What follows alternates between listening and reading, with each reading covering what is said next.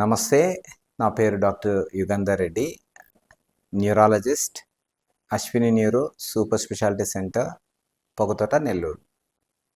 ఈరోజు మనకు సర్వసాధారణంగా నరాల సంబంధిత వ్యాధుల్లో ముఖ్యమైనది తలనొప్పి. ఈ తలనొప్పి అనేది ప్రతి ఒక్కరూ ఎక్స్పీరియన్స్ అవుతారు. తలనొప్పి రాకుండా ఎవరికీ ఉండదు, అందరికీ వస్తుంది. అయితే కొంతమందిలో తలనొప్పి అనేది తీవ్రంగా బాధిస్తుంది. వాళ్ళ జీవన విధానాన్ని కూడా డిస్టర్బ్ చేసేంత ఎక్కువగా వస్తుంటుంది. సో మరీ దగ్గర రావటం, విపరీతంగా రావటం, తలనొప్పి వచ్చినప్పుడు వాళ్ళ ఫంక్షనింగ్ అంతా కూడా మారిపోవటం, పూర్తిగా రెస్ట్లో ఉండిపోవాల్సి రావటం, అలా చాలా ఇబ్బంది పడేవాళ్ళు చాలామంది ఉంటారు. సో ఇలాంటి తలనొప్పులు రెగ్యులర్గా రావటం, అంటే వాళ్ళ లైఫ్ స్టైల్ని ఇబ్బంది పెట్టడం, లైఫ్ స్టైల్ డిస్టర్బ్ చేయటం, అలాంటి తీవ్రంగా వచ్చే తలనొప్పుల గురించి మనం మాట్లాడుకున్నాం. సో అలాంటి దీర్ఘకాలిక తలనొప్పులు కామన్గా దేనివల్ల వస్తాయి చూస్తే, మెజారిటీ తలనొప్పులు నరాలు సంబంధించిన వ్యాధుల వల్లే వస్తాయి. అయితే తలలో ఉన్న ప్రతి అవయవం నుంచి కూడా తలనొప్పి రావచ్చు. పంటి నుంచి రావచ్చు, కంటి నుంచి రావచ్చు, సైనసెస్ నుంచి రావచ్చు, చర్మ సంబంధించిన వ్యాధుల నుంచి రావచ్చు, చెవి నుంచి రావచ్చు.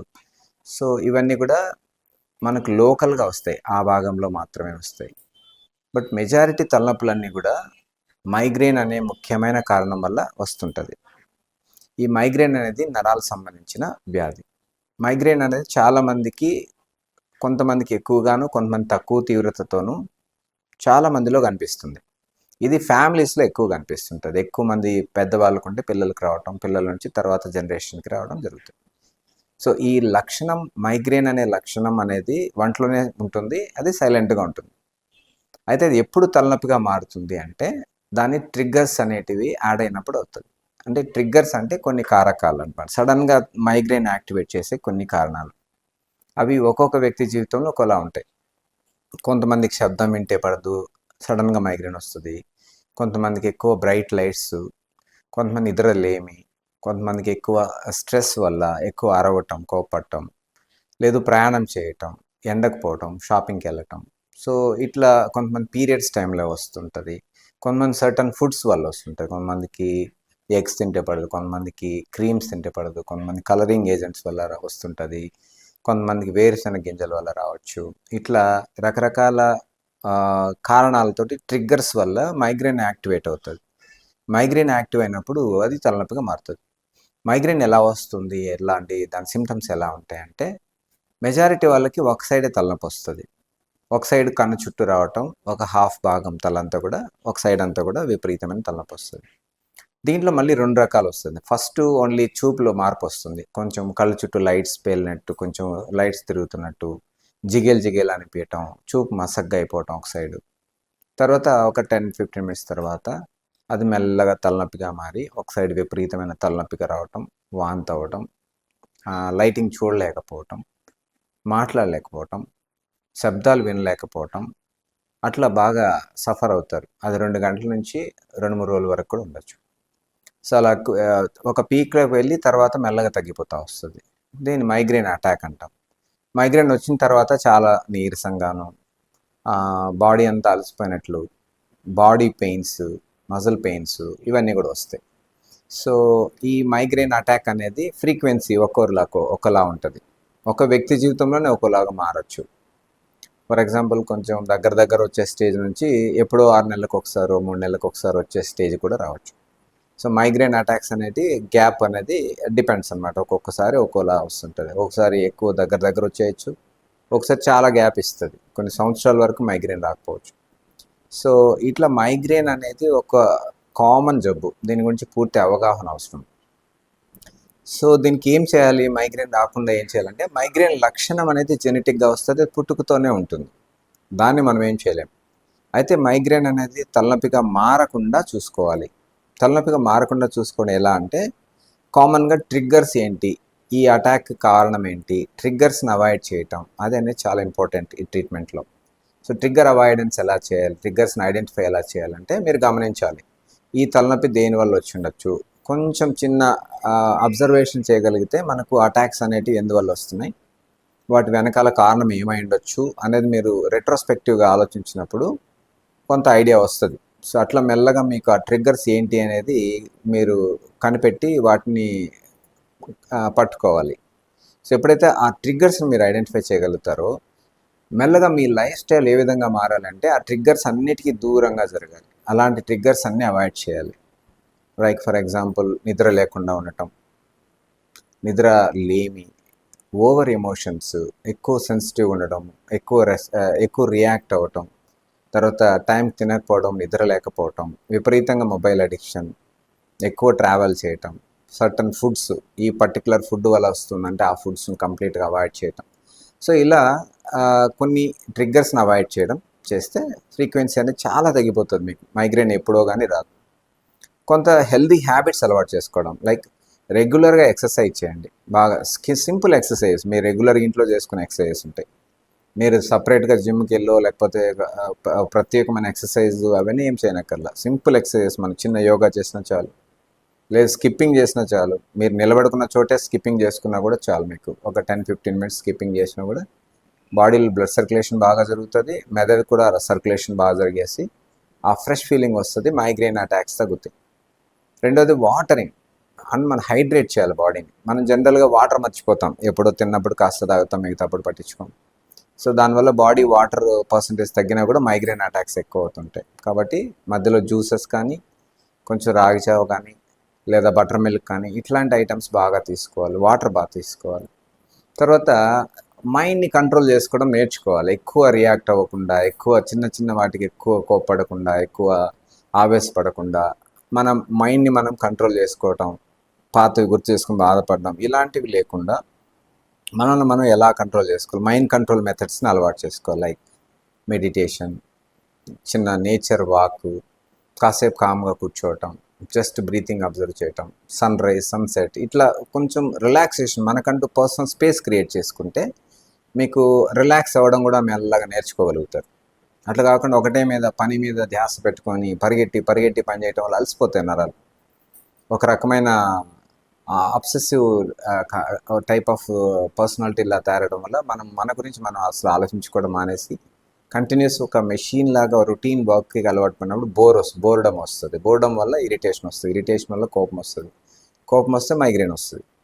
సో ఈ సీక్వెన్స్ని మనం బ్రేక్ చేయాలి అంటే రిలాక్స్ అవ్వాలి, మనకు కొంత టైం ఇవ్వాలి, మనకు మనం కొంత కేర్ ఇవ్వాలి.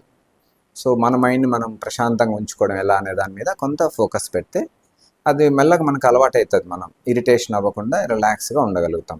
రెగ్యులర్ వర్క్ అంతా చేసుకోవచ్చు, అన్ని పనులు చేసుకోవచ్చు, బట్ చేసే విధానం ఇంపార్టెంట్. ఎక్కువ బాదరగా చేయటం, ఆ పని అవుతుందా లేదా అని వర్రీ అవ్వటం, ఆ వర్రీతో చేసినప్పుడు ఎక్కువ అలసిపోతాయి నరాలు, దానివల్ల తలనొప్పి వస్తుంది. ప్రశాంతంగా చేసుకుంటూ వెళ్ళారనుకోండి, మీరు 18 గంటలు చేసినా మీకు ఏమి కాదు. సో అలా life style modification first step. Trigger avoidance, life style modification, ఇది రెండు చేస్తే చాలా వరకు మైగ్రేనే రాదు. ఒకవేళ అప్పటికీ మైగ్రేన్ తీవ్రంగా వస్తూనే ఉంది అంటే అప్పుడు మెడిసిన్స్ అనేటివి మనం వాడాల్సి వస్తుంది. దీంట్లో 2 రకాల మెడిసిన్స్. ఒకటేంటంటే మైగ్రేన్ అటాక్ వచ్చినప్పుడు వెంటనే ఆ నొప్పి నుంచి తప్పించుకోవడానికి, నొప్పి తగ్గడానికి కొన్ని మందులు ఉంటాయి, అవి వాడతాం. అట్లా కాకుండా మరీ ఫ్రీక్వెంట్గా 4 సార్లు అంతకంటే ఎక్కువ ఒక నెలలో వస్తున్న వాళ్ళకి తలనొప్పి రాకుండా ఆపే మందులు అంటే డైలీ వాడే మందులు వాడతాం. వాటిని ప్రివెంటర్ డ్రగ్స్ అంటాం. వాటిలో ఒక 4-5 రకాల మందులు ఉంటాయి, అవి డైలీ వాడాలి. అది ఒక్కొక్కరికి ఏ మందు బెటర్గా పనిచేస్తుందో చూసుకొని వాటిని అడ్జస్ట్ చేస్తాము, అవి కంటిన్యూగా వాడాల్సి వస్తుంది. ఇది ఎంతకాలం వాడాలంటే అది మళ్ళీ ఇండివిజువలైజ్డ్, ఒక్కొక్కరికి ఒకలా ఉంటుంది. అంటే మైగ్రేన్ ఒక 3 నెలలు వాడి ఆపేయచ్చు, కొంతమంది 6 నెలలు వాడి ఆపేయచ్చు, కొంతమంది సంవత్సరం పొడవునా వాడాల్సి వస్తుంది, కొంతమందికి అసలు ఆపే వీలే ఉండకపోవచ్చు. సో అట్లా ఆపితే మళ్ళీ రిపీట్ అవ్వటం అట్లా జరుగుతుంది. బట్ అది జనరల్గా మధ్యలో ఆపేయచ్చు మీరు రెగ్యులర్గా కనుక మందులు వాడగలిగితే. మెయిన్ ఈ ట్రిగ్గర్ అవాయిడెన్స్, తర్వాత లైఫ్ స్టైల్ మాడిఫికేషన్ కూడా యాడ్ చేసుకోగలిగితే మైగ్రేనే పెద్ద సమస్య ఏం కాదు. సో ఆ రకంగా మైగ్రేన్ కంట్రోల్ చేయడం వల్ల ఏం జరుగుతుందంటే మీ క్వాలిటీ ఆఫ్ లైఫ్ పెరుగుతుంది, ప్రొడక్టివిటీ పెరుగుతుంది. అంటే ప్రతిరోజు మీరు సఫర్ అవ్వకుంటూ ఒక నెలలో 4-5 రోజులు లేదా వారం 10 రోజులు మీరు తలనొప్పితో సఫర్ అవ్వడం, మీ ప్రొడక్టివిటీ పోతుంది, మీ క్వాలిటీ పోతుంది, మీ లైఫ్ అంతా కూడా అస్తవ్యస్తం అయిపోతూ ఉంటుంది. సో అలా మైగ్రేన్ రాకుండా చేసుకోగలిగితే ఆ ప్రొడక్టివిటీ పెరుగుతుంది, మీరు హ్యాపీగా ఉండగలుగుతారు, నెలలో 30 రోజులు కూడా యాక్టివ్గా పనిచేసుకోగలుగుతారు. సో మైగ్రేన్ చాలా రెగ్యులర్ ప్రాబ్లం, ఇది కామన్ ప్రాబ్లం. దాన్ని అర్థం చేసుకోండి. అర్థం చేసుకున్న తర్వాత దానికి ఏం జాగ్రత్తలు తీసుకోవాలో, ఎలాంటి మందులు వాడాలి, అది రాకుండా ఏం చేసుకోవాలో ఇవన్నీ కూడా మీరు నేర్చుకోవాలి. తర్వాత మిగతా అరుదైన జబ్బుల్లో కొన్ని స్ట్రెస్ హెడేక్ అంటాం. సో మైగ్రేన్ తర్వాత వచ్చే కామన్ జబ్బు స్ట్రెస్ హెడేక్. ఇది ఎట్లా ఉంటుందంటే మీకు బ్యాక్ ఆఫ్ ది హెడ్ దగ్గర ఎక్కువగా వస్తుంటుంది. తల మొత్తం దిమ్ముగా అనిపిస్తుంది. మైగ్రేన్ అంత తీవ్రంగా అనిపించదు కానీ తల దిమ్ముగాను, బరువుగాను, టైట్గా పట్టేసిన సెన్సేషన్ వస్తుంది. ఇది జనరల్గా అలసిపోతే వస్తుంది. ఈవినింగ్స్ అప్పుడు ఎక్కువ రోజు అంతా అలసిపోయి ఈవినింగ్ అయ్యేసరికి దిమ్మగా అయిపోతూ ఉంటుంది. సో ఇది ఒక రకమైన హెడేక్ అనమాట. సో మెకానిజం ఆల్మోస్ట్ సేమ్ ఉంటుంది రెండింటికి. కారణం అలసిపోవడం అనేది కామన్గా వస్తుంది, బట్ తీవ్రత తక్కువ ఉంటుంది, కొంచెం కంటిన్యూగా ఉంటుంది. సో దీనికి కూడా మనం బాగా రెస్ట్ ఇవ్వాలి, ఎక్సర్సైజ్ చేయాలి, వాటర్ బాగా తీసుకోవాలి. ఏదైనా స్ట్రెస్సార్ ఉంటే దాన్ని తగ్గించుకోవాల్సి ఉంటుంది. తర్వాత కొన్ని ట్రైజెమినల్ ఆటోనామిక్ సెఫలాలజియాస్ అని అంటాం. అవి కొన్ని అరుదైన జబ్బులు. ఇవి కొంతమందికి వస్తాయి, స్పెసిఫిక్గా ఉంటాయి. కొన్ని క్లస్టర్ హెడేక్ అంటాం. అంత కొంతమందికి ఏంటంటే వీక్లీ వన్సో లేదా మంత్లీ వన్సో 6 monthsకి వన్సో పీరియాడిక్గా వస్తుంటుంది. అంటే 6 నెలలకు ఒకసారి ఖచ్చితంగా వస్తుంది, లేదు 3 నెలలకు ఒకసారి ఖచ్చితంగా వస్తుంది, కొంతమంది 3 ఏళ్ళకు ఒకసారి వస్తుంది. అట్లా ఒక స్పేసింగ్ కరెక్ట్గా పీరియాడిక్గా వస్తుంటుంది. అంటే క్లస్టరింగ్ జరుగుతుంది. ఒకసారి వచ్చిందంటే వారం, 10 రోజులు, 1 నెల కూడా ఉండొచ్చు.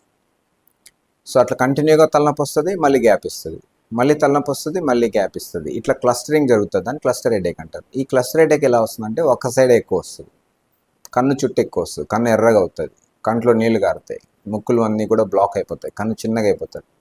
సో ఒక సైడ్ అంతా విపరీతమైన బోరింగ్ హెడేక్, విపరీతం భరించలేని నొప్పి వస్తుంది.